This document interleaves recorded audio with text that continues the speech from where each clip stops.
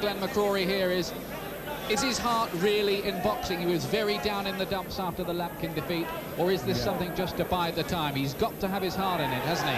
Well, I think so, and I think that 11 months, I suppose, he's got his mind together, he's got his act together. Now it's all a matter about proving in the ring here. So, first round, it's due to go 10.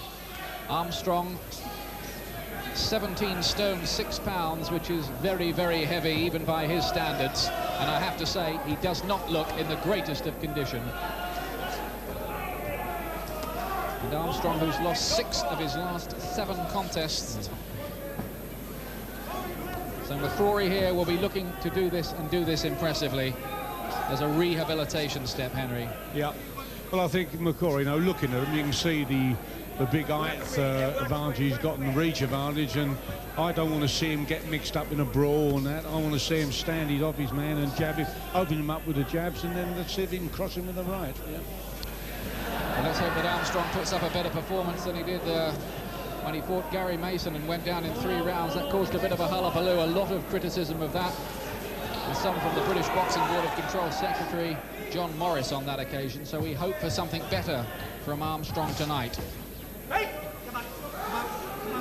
Yeah, as you say, he doesn't look the best athlete in the world you've ever seen, Armstrong, does he? Let's be honest. Armstrong, who calls himself the battling stallion, but I have to tell you that most of the battles latterly have been losing ones. McCrory with the big reach advantage, you can see that.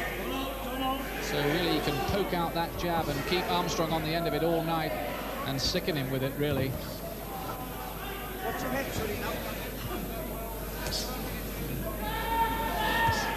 That's it. That's what I like to see him do more. Straight left jabs. Glenn, whose last heavyweight career came to a sorry end with a run of 5 defeats in 6 contests. And that was what prompted the move down to cruiserweight and the sparkling career down at 13 stone 8 when he became a world champion. Big money, of course, to be made if he can make the big breakthrough and convince people that he has talent and some ability as a heavyweight second time round. Yeah, I suppose this is just the first round. He needs a round or two, I suppose, to get that confidence back, because that body punch what he took in the last Lampkin fight must still be in the back of his mind, I suppose. But as I say, if he can go a couple of rounds, take a couple of body shots, then he'll know he's all right, and then he'll get his confidence back. But as I say, I don't want to see him get involved with a little guy. He should be jabbing around silly. Caught with quite a decent looking left there, did McCrory. Yeah. And again, he's just getting his glove down a little low and is coming in over the top once or twice from Armstrong. So if Armstrong does that once or twice more, you get confident. It gives him confidence. He doesn't want... Sorry, Henry, you were saying... he doesn't want that to happen. Yeah, carry on. End of the first round, I don't know what you thought, Henry. I thought Glenn could have been ring rust, of course, but he looked a bit flat, didn't he, there? Well, he did, just a wee bit, yeah. As I say, it all takes time to get back into the 11 months out. It's quite a long layoff, and I couldn't split them two on that round. It was much the level. 33 fights, 27 wins for Glenn McCrory, 6 defeats, and 5 of them in his previous career as a heavyweight. The other defeat, of course, against Jeff Lampkin when he lost the cruiserweight title. 10 knockouts. He's not really a big puncher, McCrory. He's more the smart boxing type, setting things up with his jab. And moving up to heavyweight, of course, he might be even lighter hitter, in theory. Anyway, there's Armstrong. Unimpressive record of 8 wins and 11 defeats, only 3 by knockout. But he's a fellow who's sparred with some of the biggest names around, like Holmes and Pinklon Thomas, Tony Tucker, Buster Douglas. McCrory looking to push Armstrong away from him.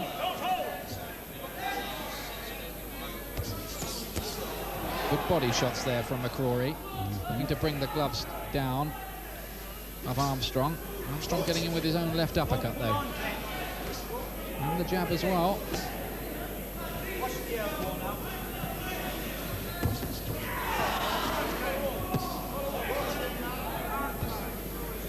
Left hook whipped in, but few of those hitting the gloves of Armstrong, who for all his limitations and deficiencies can look after himself a little bit, which is why he's used by the top fighters as a sparring partner. Yeah, I think Armstrong is a good trial horse. He's one of the guys you've got to get over and you've got to beat well, you know, so people take notice of you. Good left. And I wonder if Armstrong is going to get up from that. It came out of the blue, and that may be the end of the entertainment. I think Armstrong is showing little inclination of getting up, and McCrory has returned with a knockout win.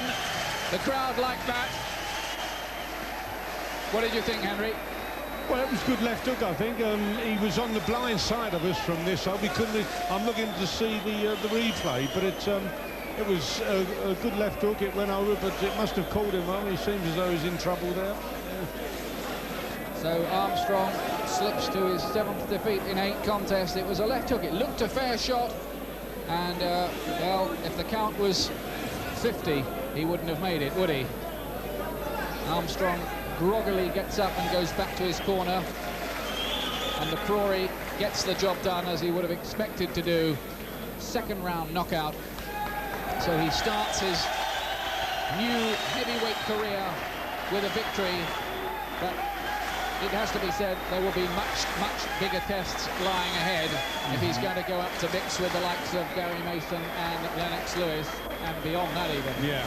Well, this fight, you can say, was just a confidence booster, wasn't it, really? This is to get his confidence back. Now he's got to get down to the hard work and fight a reasonable fighter, let's be honest. I mean, the guy didn't show us too much out there, did he, Armstrong? But, as you say, it's a comeback. He's making it back as an heavyweight, so now he's got to build on that performance. So, Terry Armstrong, who'd come in, quite honestly, for my money anyway, looking a little out of condition, pretty overweight, caught by that left, down he went, and showed no signs at all of ever beating the count. Here he is again, Henry, from a different angle. Yeah, it just went over his glove and hit him on the chin, and now you can see that yeah, it just went over. He had his glove there to protect against it, but you can see it just goes over the glove and hits him on the chin. Well, Glenn will be happy enough with that. He's got the job done quite quickly.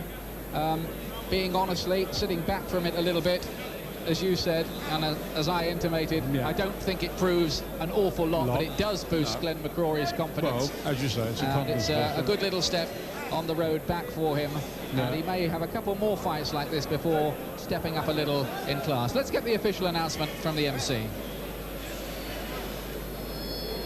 Gentlemen, please. Ladies and gentlemen, after 1 minute 13 seconds of the 2nd round, your referee, Larry Thompson, counted out Terry Armstrong. Your winner, Glenn McCrory. No.